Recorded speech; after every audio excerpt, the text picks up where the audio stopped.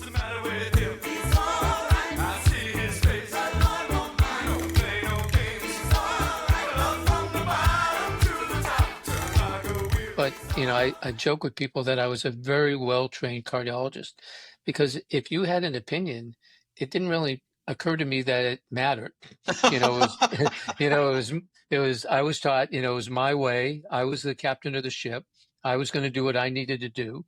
And, that's how I worked. And for many years, I was always thought to be a good doctor, take good care of my patients, but I was really difficult to get along with because I really didn't have the sense that other people impacted the way I practiced. So no, I never had a thought about leadership or, healthcare systems. Watch out. You might get what you're after. Cool babies.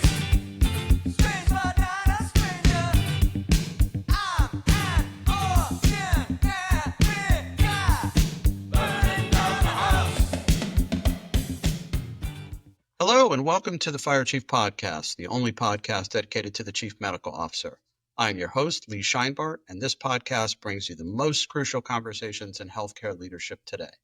Today's guest is Dr. Michael Bakerman, the soon-to-retire Chief Medical Officer at HCA Lawnwood Hospital in nearby Fort Pierce, Florida. Dr. Bakerman grew up in Randolph, Massachusetts, and earned his undergraduate degree in psychology at UMass Amherst and earned his medical degree at Albert Einstein College of Medicine. He trained at Boston University and completed a fellowship in cardiology there. And later in life, he earned a master's in medical management from Tulane and was board certified in clinical informatics as well. Finally, after practicing cardiology for a period of time, he then began a long career serving as both a chief medical informatics officer and a chief medical officer at a variety of institutions before landing in my backyard in Fort Pierce about 7 years ago. Mike, welcome to the show. Thank you for having me. It's a pleasure. This is same here, a pleasure for me and for us as well. We're practically neighbors. You're only about a 45-minute to an hour ride from me, and I know your area very well. Have you been up to the Melbourne area much? So when I first came down from Boston, Massachusetts, you'd come down 95 south, then you'd come to Fort Pierce. When I'd go back home, you'd go by Melbourne on the way back. So it's kind of a way station between my two homes. Yeah, we're a way station for you Right. coming this way, and when I go down to Boca in South Florida, you're a way station for me. So That's good. Well done. So listen, I have had several guests who are from the Boston, Massachusetts, and Greater Central Massachusetts area, and I always have to ask this particular question. If you ever went to shop at Spags off of Route 9 in Shrewsbury, do you know Spags? absolutely 100%. So we were You're about shaking your head no and saying yes. no, we were 45 minutes from there where I lived. So, And what all my family lived out more west in Massachusetts than we did and know the place very well. And what was your favorite thing about going into this cultural institution known as Spags? It was a family event. You could all go together. You'd go in the car. I have a older brother, younger sister. We'd always fight for the positioning in the back of the car at that time. But it was just a good, it took 45 minutes. It was all the old back roads. It was a lot of fun. Yeah. Did any of you ever get lost or couldn't find your siblings or anything? No, at times my parents would just leave us, but we would never get lost, but no, it was good. That's great. All right. For any of you who don't understand what we're talking about, I apologize, but over time you'll get the gist of it since I've had so many guests who have a history with Spags. Okay. Another quick question about our background. So you did your residency and fellowship in the Boston University Medical Center system. And at the time, were you rotating through the original Boston City Hospital? Yeah, absolutely. Boston City was just kind of down and dirty, taking care of patients. Well, I'm glad you validated that it's down and dirty because sometimes as we get older we're not sure if our memory is as accurate as we would like it to be, and so I want to submit to you that I was interviewing there in the very early '90s at Boston City at Boston U for my internship and residency in internal medicine. My brother lived in the greater Boston area. I thought it'd be great to be near family. And there was one single reason that after I visited that I did not place them on my match list. And it has to do with down and dirty. on the tour of the hospital with the residents who all looked awfully tired and worn out, which I expected. That was in the day of the type of training we all had. But we were all crammed into the world's smallest elevator to go to the ICU. And I don't remember what floor that was. And the elevator stopped right in between floors and stayed stuck for at least 10, maybe 15 minutes. And I quietly asked, is this frequent? And everybody was like, yeah. And Yes. sometimes we actually transport a patient and run a code in the elevator between floors.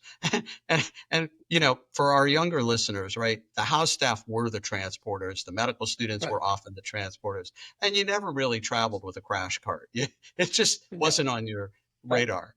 So this happens to me, and I'm in this elevator thinking, I don't have what it takes to run a code in between floors as an intern. So I don't know if I'm going to rank BU or Boston City. Does that help frame my memory correctly? Right. And if, without getting too much tied into nostalgia, so back in the mid 80s, we had just started using CAT scans, MRIs were just, being thought about. Nobody was doing that. So if you had an alcoholic who was in DTs, You'd have to do you'd have to do an LP on those because they typically had a fever, seizure, change of mental status. They need an LP on everybody. And they'd have to be in 4-point restraints with people holding arms and legs, someone holding them down, and then the poor intern trying to do an LP on these people. And God forbid you had a bloody tap, then it was, you were off to the races for a day. So if you kind of take that picture and think about how we take care of patients today, what we ask the residents and the interns to do today, it's a much different world now. It really is, and I always have to apologize when I laugh. Most of our audience is in medicine, and it's that bizarre medical humor it's that Yeah. inappropriate laughter that gets us through what is unbelievable how we take care of people. And I can relate to everything you just said, and we'll get into this later in the show. We'll get into what was medicine and what medicine will be, but let's put you into the time machine and let's go back to when Yeah. you entered medical school. Did you have aspirations on becoming a leader in healthcare, healthcare executive, taking on informatics and leadership roles? What were you thinking in school? No, absolutely not. So growing up, my mom was a diabetic, and in those days you'd have to boil your needles, glass syringes, and so I grew up with her taking insulin shots 2 or 3 times a day, watching her do that. It was always kind of fascinating to me, and I was the middle child, older brother, younger sister, so kind of was the pleaser in the middle. So I always took responsibility for things and kind of watched things. So when I went to college, I played sports. I was never really into academics. I graduated high school with less than a C average, but suddenly in college, I kind of figured out, how to study, how to learn, how to get good marks, and I wasn't really sure what I wanted to do. But medical school was, always an offering that I kind of thought about, and I was fortunate to get into Albert Einstein, and medical school wasn't that challenging. It went pretty well. And at that point, it was going to be internal medicine, cardiology, orthopedics, and I just gravitated towards cardiology. It made sense. It worked out well. I could, and I had a talent with needles, so I could, hit vessels and all that. But, I joke with people that I was a very well-trained cardiologist because if you had an opinion, it didn't really occur to me that it mattered. It was, I was taught, it was my way. I was the captain of the ship. I was going to do what I needed to do. And that's how I worked. And for many years, I was always thought to be a good doctor, take good care of my patients, but I was really difficult to get along with because I really didn't have the sense that other people impacted the way I practiced. So no, I never had a thought about leadership or, healthcare systems. I was just doing what I did to take care of patients the best that I could. Thank you for sharing because you shared a few things and sort of broken the mold a little bit. The way we were educated, the way we were graded, the way we learned, and we all reach our learning experiences differently. And some of us learn visually, some auditorily, etc. And thank you for sharing that because sometimes we get trapped into not believing we are capable of certain things because of the way we're measured. But Mhm. that certainly comes back later in your career. And so I want to know a little bit about, so there you are as a cardiologist with the only opinion that mattered, and you shift somewhere in your career into these additional roles. And I'm curious, was there any event, was there any experience, something happened that brought that frame into away from that practice and into those leadership roles? Yeah. So it wasn't overnight. It wasn't like an aha moment.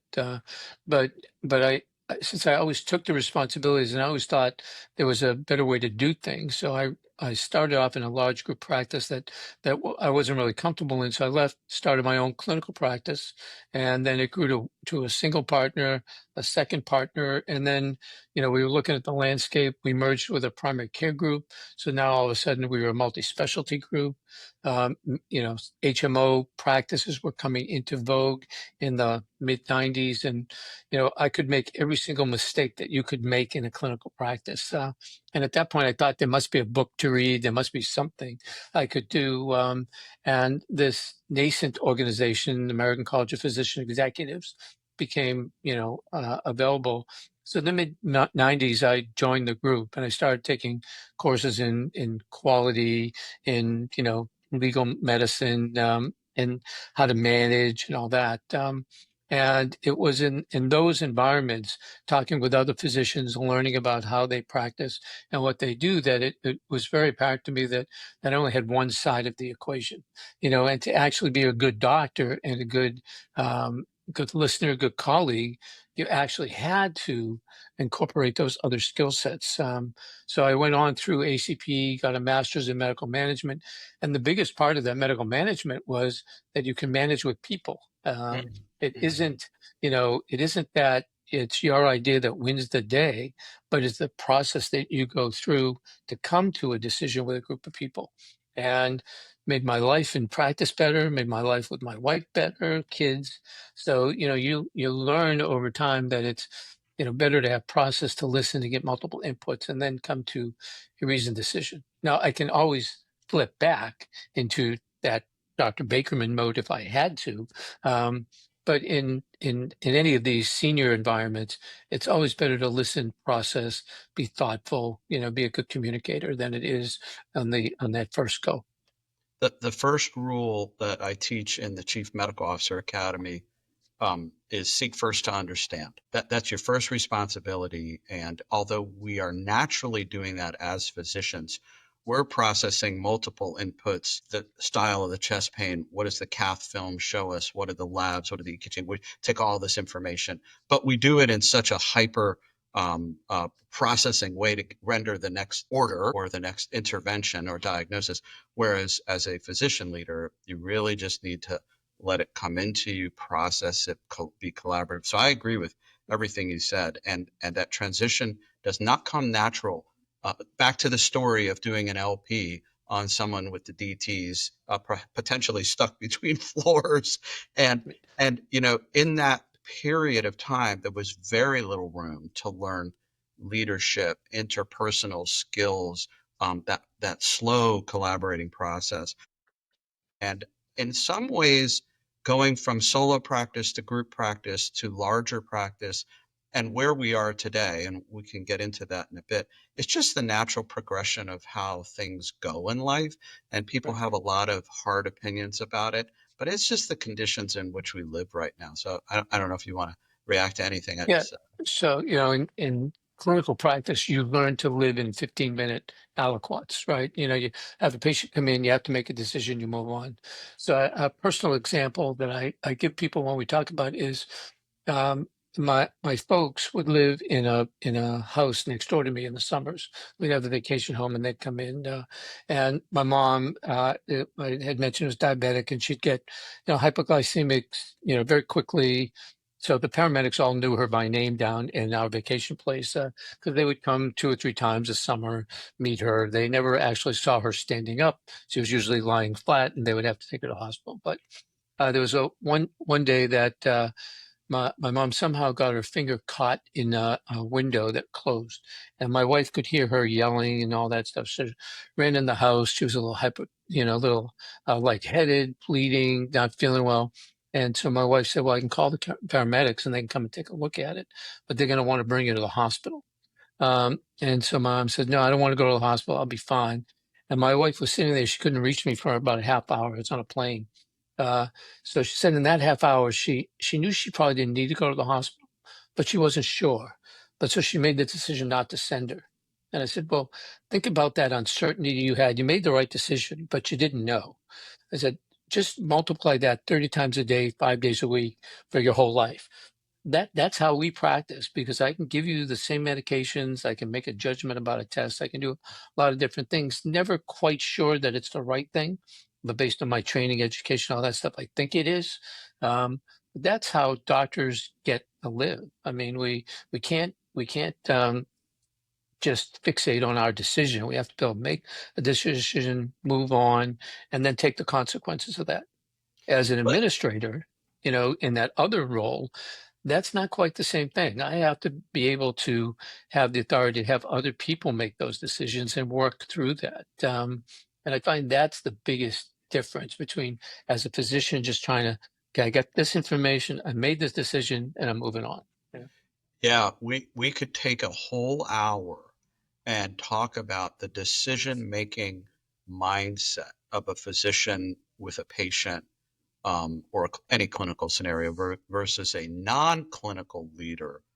Because you and I have worked with respiratory therapists who become CEOs, who nurses who become. So there are clinical leaders, but then there are the non-clinical leaders, and I do believe they come with a different set of skills, a different set of motivations, a different set of how they take risk and responsibility.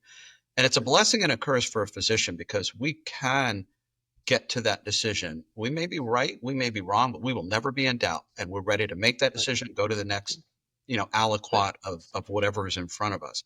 And our non-clinical partners, and I give them credit, they're not always able to do that. And sometimes they probably have a better decision, because we're going with incomplete information and willing to just, we're going to make that decision. So I love that. And I want to come back to, as you were expanding your thinking and getting this additional education, um, and then you got into informatics. How did you get interested in that?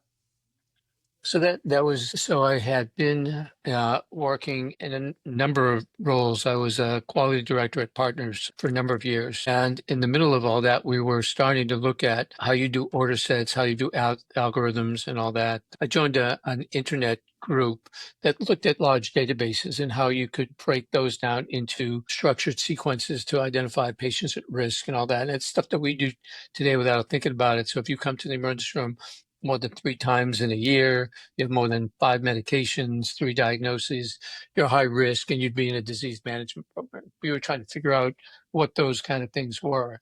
And it turned out that Pro Systems, which was a large IT outsourcing company, was trying to implement electronic medical records. And they were Ah, having tremendous, terrible difficulties with it. So they created an internal consultancy at Pro Systems. And they had 200 nurses and about 5 doctors. And our role was really to talk to the medical staff and understand what their needs were and try and translate that to our IT people, and try and come up with a blend of how the implementation should go. So we would implement Cerner, we would implement Meditech. Epic was just starting out at that point in time. Allscripts was there. And so we would understand kind of the guts of the systems, but it was more about what was the doctor workflow? What was the governance?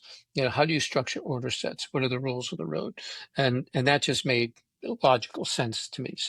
Um, so I wrote a number of articles back in the day. Kevin Fickenshire was my boss at Pro Systems. So we published 5 or 6 articles on governance, adoption, implementation. And that was how I got interested. So my group was, I think, the first or second group that went through the board certification for informatics back then. so let's take this as a jumping off point for just a moment, and then we'll circle back. So again, a lot of our younger physician leaders don't know the world of analog paper charts and pens and writing soap notes. I mean, we still teach it in school. I mean, the students are down the hall wrapping up their first year. And so we've taught them these things. But in fact, the world of medical informatics came from, for all intents and purposes, our federal government trying to create incentives for us to do things, if you remember, meaningful use, and we will pay you as a physician to get involved in these measurements, these algorithms, these processes, and that payment will support your investment in software and firmware and all the things you need to do to have an electronic health record. And so I give that background to get to the question, which is, as more and more physicians like yourself learn about informatics and take advanced degrees that we aren't learning in medical school and training, do you think we'll reach an era where we actually get the true clinical value out of health records that we always wanted and you described just a moment ago, but it got perverted for 100 different motivational reasons? Do you think we'll get to a better way of taking information and caring for people? Yeah, so I definitely think you'll do, but I don't think you'll do it for the reasons why it initially started. I think with artificial intelligence, I think that will be a huge leap forward. We have to do it appropriately and correctly. But even today, it's so much better than it was 10 years ago. And having artificial intelligence mirrored with, natural language processing and speech recognition. And I can do a physical exam and a note in 10 minutes now. There's software out there that will Right. record my speech, let me do it, put in the appropriate words, all that stuff, and then help me with the differential diagnosis. I can review it in 5 minutes and then hit accept, and then it's all of a sudden documented. Well, instead of all this copy and pasting, people trying to type and all that, Shocking. it'll be my words. It'll be as I'm going through the exam, and it'll be picking up my voice in the room. There are good examples now where that's happening. And so I think for the provider, the physician, instead of having to do all this clerical work that just takes hours of our day and keeps us here at night and all that stuff, and the documentation is still just being used to kind of beat us up. Well, you didn't say this word, or you didn't do that word, or, you put that in the end rather than the beginning of the note. So we're not going to count it. That is not really what we need. I understand insurance companies determining payments, looking at documentation for insurance, or legal issues are important.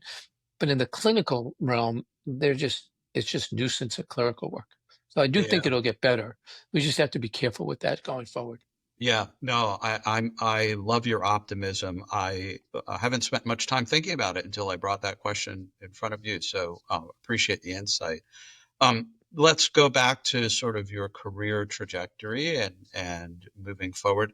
At one point, you served on the board of the American Association of Physician Leadership, but I don't know if it was the American College of Physician Executives at the time. Which was it at the time you served? So it was ACPE. We actually transitioned it to AAPL Okay. during my reign there in the 3 years. So it went, Peter had just started and we had moved it on then to AAPL. So when we And finished up, they had their inauguration.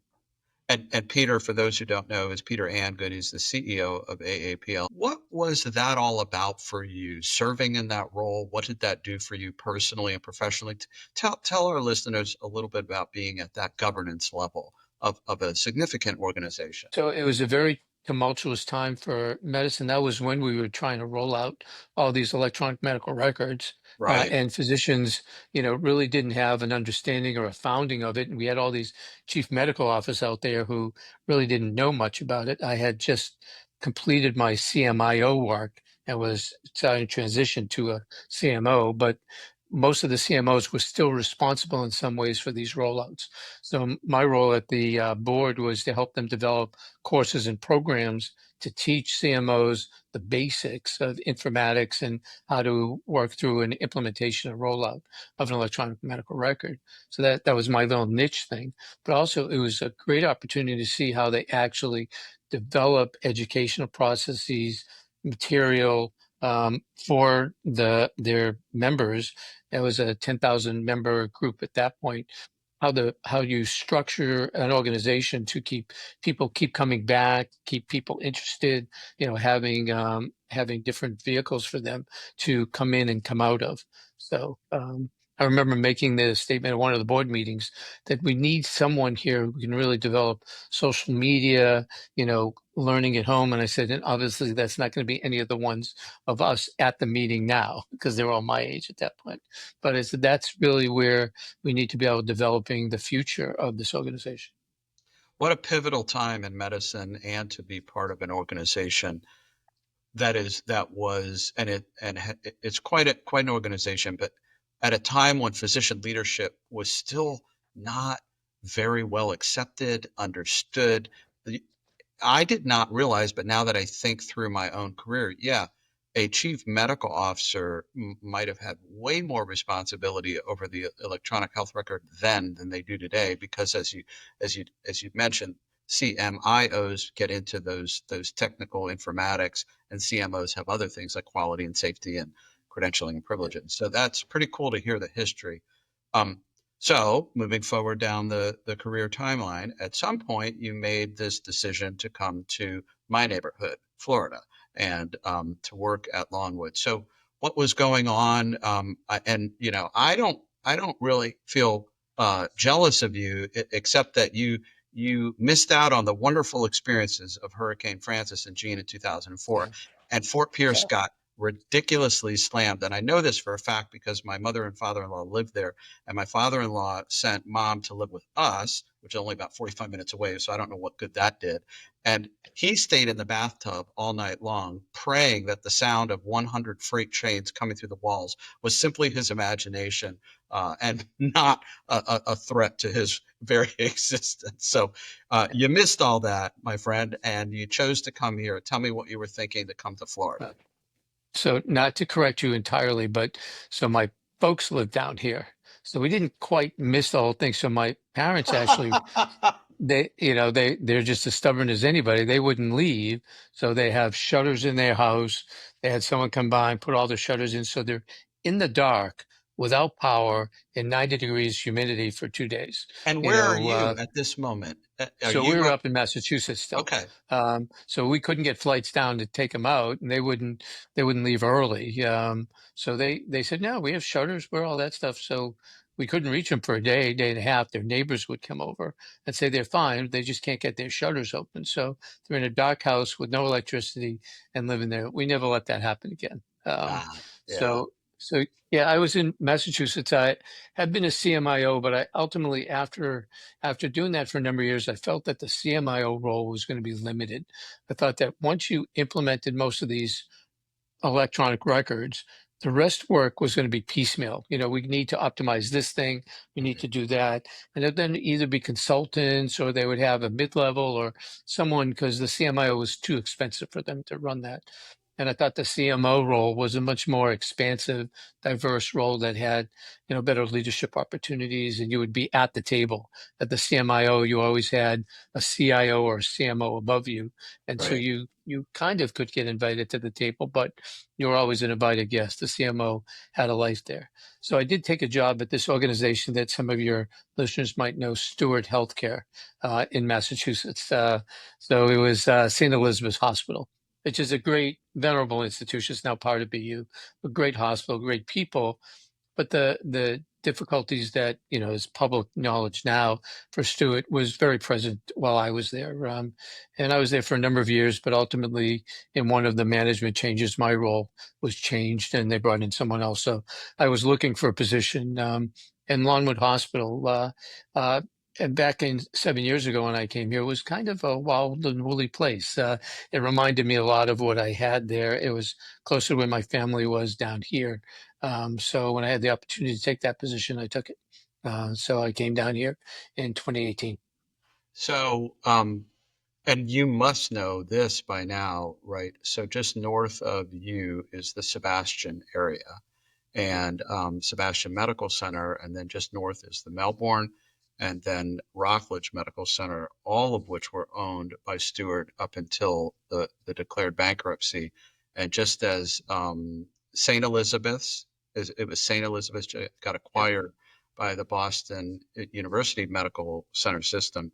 Stewart was acquired by Orlando Health, and they chose to close Rockledge Regional Medical Center here in my neighborhood, and they have not yet stated how and when they will create another institution to manage, and that has created its own problems here locally. And I think we could spend another hour, and I do have a guest lined up to talk about hospital closures and the changes and how leaders need to address that, because what happened at Stewart was well beyond your control and my control, but the impact and the ripple effect is important for leaders to recognize. So thank you for So sharing how.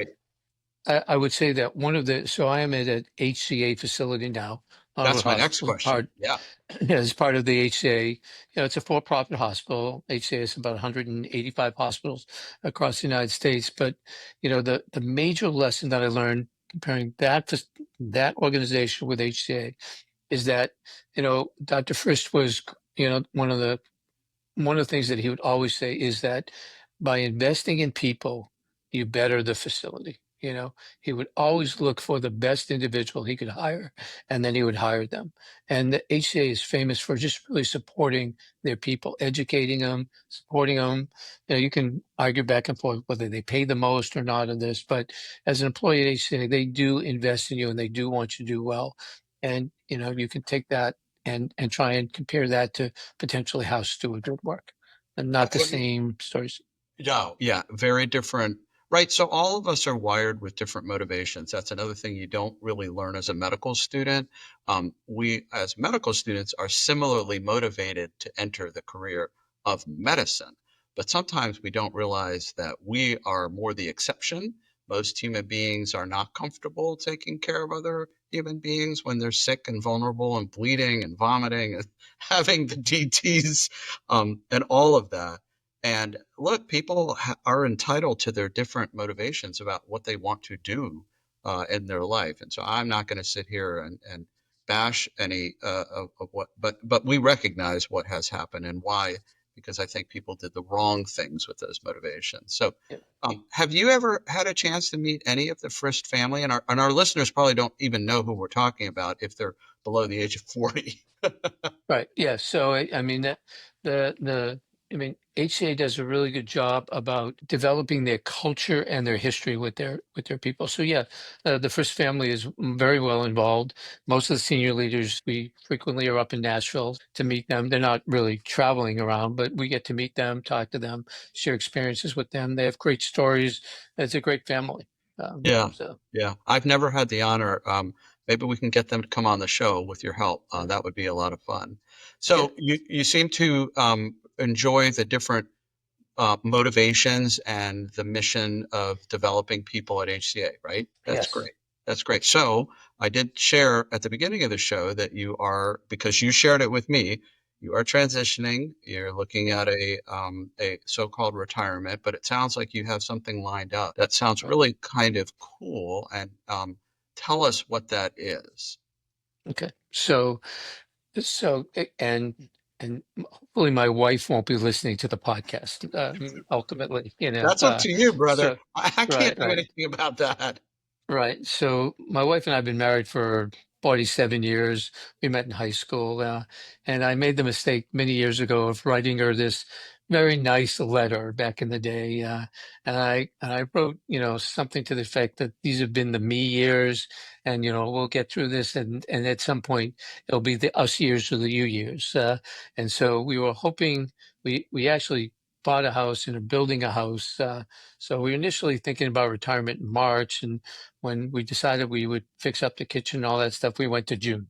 Um, so June 30th was going to be my retirement day, and we were looking forward to it. One of my senior leaders came up to me and said, they know that I'm on the faculty for the Certified Physician Executive Program for AEPL. So I love to work with doctors, explain what I do, kind of give some experiences back to them and all that.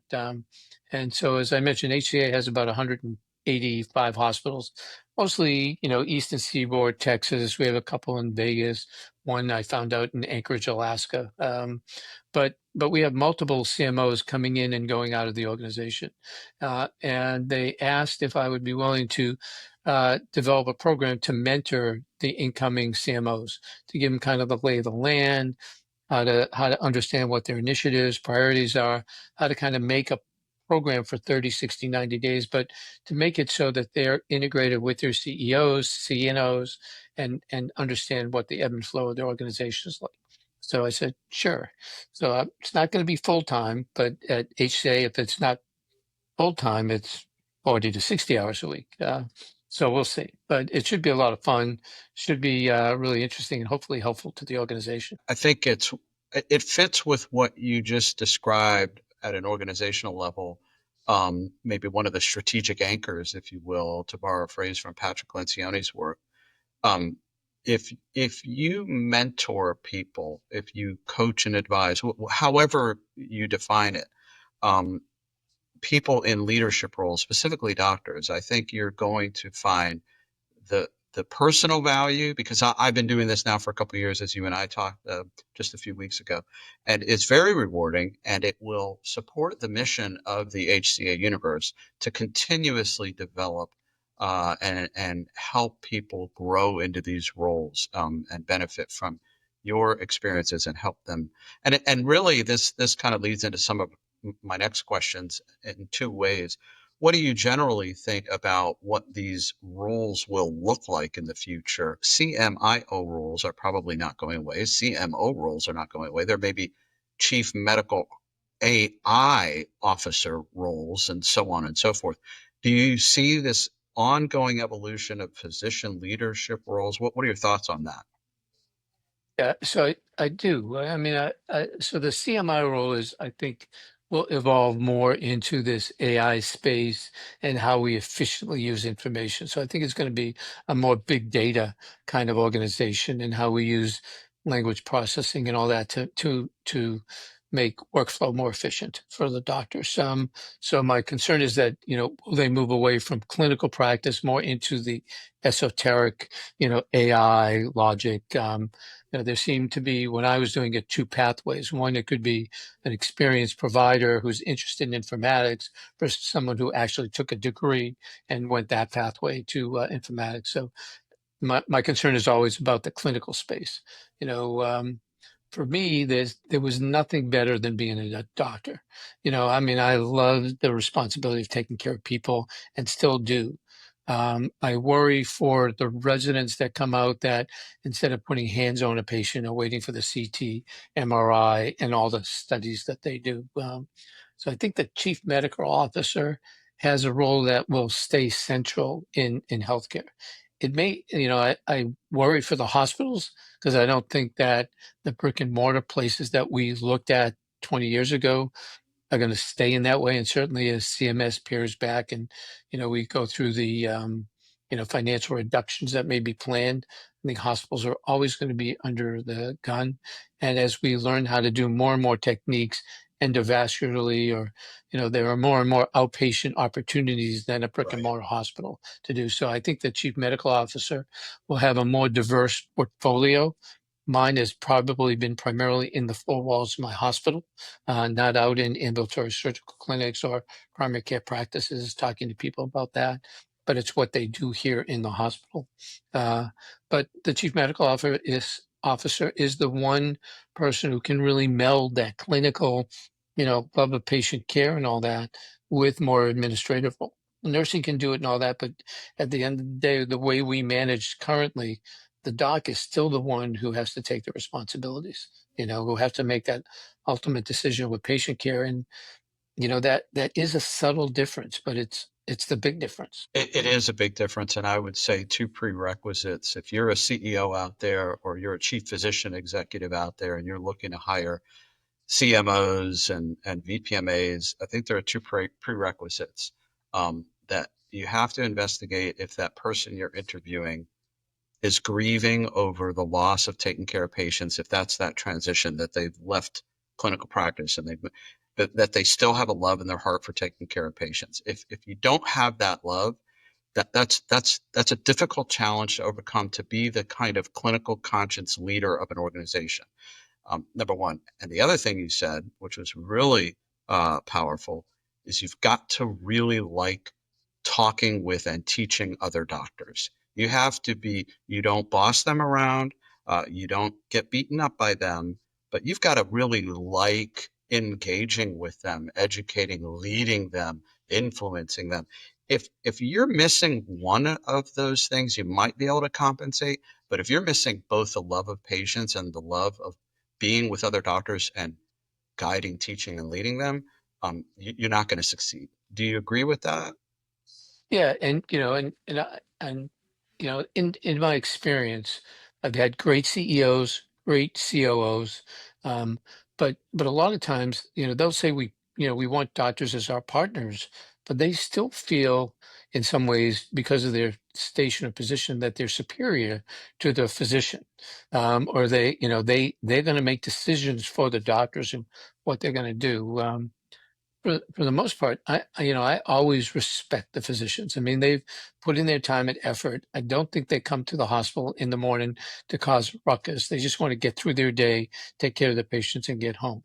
There's a lot of obstacles that are naturally in their way. Some we put in, some insurance companies put in, and just life puts in their ways. So my goal is typically to get them to kind of put voice to what they're feeling as we talk. I mean, they educate me on their clinical interpretations more than I teach them, but I help them kind of understand what the ebb and flow of the hospital and what they can get out of it, what they can't, how we make decisions, how things go, and kind of try strike a balance. There are some docs I just have to say, no, you can't do that. And I understand that no is a hard word, but no, that doesn't work for us. If you want to go somewhere else and do it, that's fine.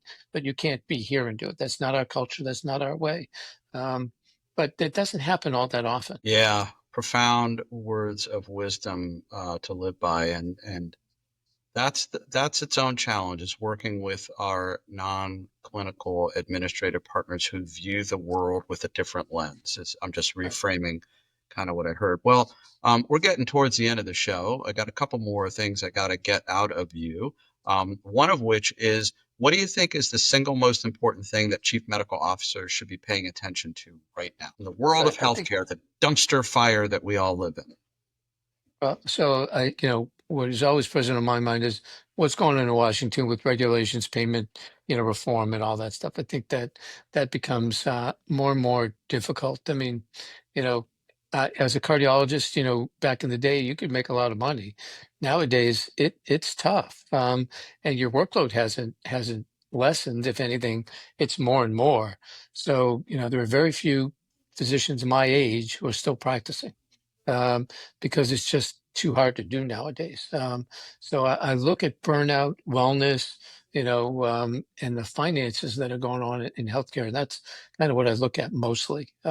It's tough. I mean, if you don't love taking care of patients, if you're in it for the money or for other secondary reasons, it's challenging.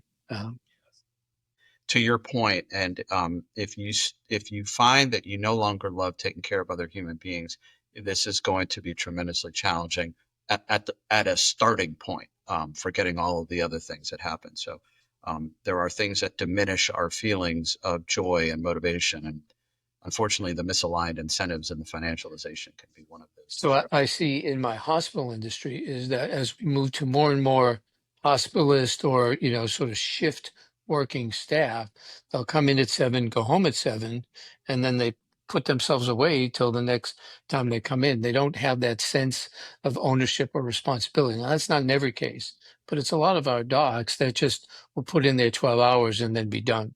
That's not the medicine that I grew up with. And that's where we miss a lot of handoffs, a lot of ability to really care for patients. But that's the way it is today. But as we started our show, some of the optimism that you describe about the future, I look at the way young people are training today, and what it is that they're doing, compared to being stuck in an elevator. They wouldn't stand for that today. I mean, they go on strike for that, and they're probably right. That's just not good for patient care. Like, forget how awful it is to be a house officer 36 hours awake and coding somebody in an elevator. it's not right for the patient. So nobody should have to. And I get it, and you get it. Municipal, community-based hospitals back in the day, they didn't have a lot of resources. And shame on our society for not figuring out how to give those resources to the most vulnerable people. And we will be judged in history as how we take care of the most vulnerable in society. No doubt about that. No, I think there's a lot of optimism in the future. I think, the residents we see are really bright. I mean, I don't know that I could get in medical school today, Well, given have what a I've C seen. average in high school, you can't, Right. buddy. But these kids are very bright. They know how to use the technology very well. The questions that we would search for hours and hours to try to get answers for, they can get it in minutes, if not seconds. So we have to adapt to them in some ways, You and that's bet. been the tough thing. But I think that they'll be great. I think that having the chief medical officer experiences the way we have and podcasts like what you have, give a whole new dimension to the way doctors can be incorporated into leadership. So I think there's a good opportunity. Sorry to cut you off. Would you have listened to this podcast back in the 90s if it was in existence? No, I wouldn't know how to get there.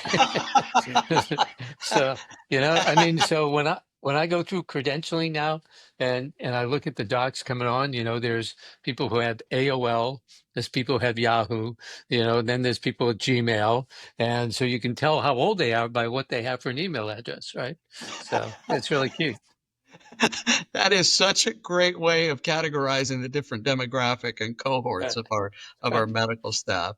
Look, I'm going to give you the last any other words of wisdom or advice for our listeners out there. I have truly enjoyed you being on this show, and I'm hopeful that we'll do more of this when you get into some of that other work that you plan. So, what else would you wrap up with our audience with? So I would tell people that are interested in becoming a CMO or who are CMOs that it's important that you take your specialty, seminars and do all that stuff. But the more you can get out into an AAPL, a podcast, or listen to what the experiences are other people are going through, have your own social network that you can get, because that's where the real life experiences happen. And that's where you can become a better, leader for doctors and your organization than you can just by sitting around trying to read a book. Well, I appreciate that advice, and other people have told that advice to me offline, not in a podcast. So you're the first who gets credit for that.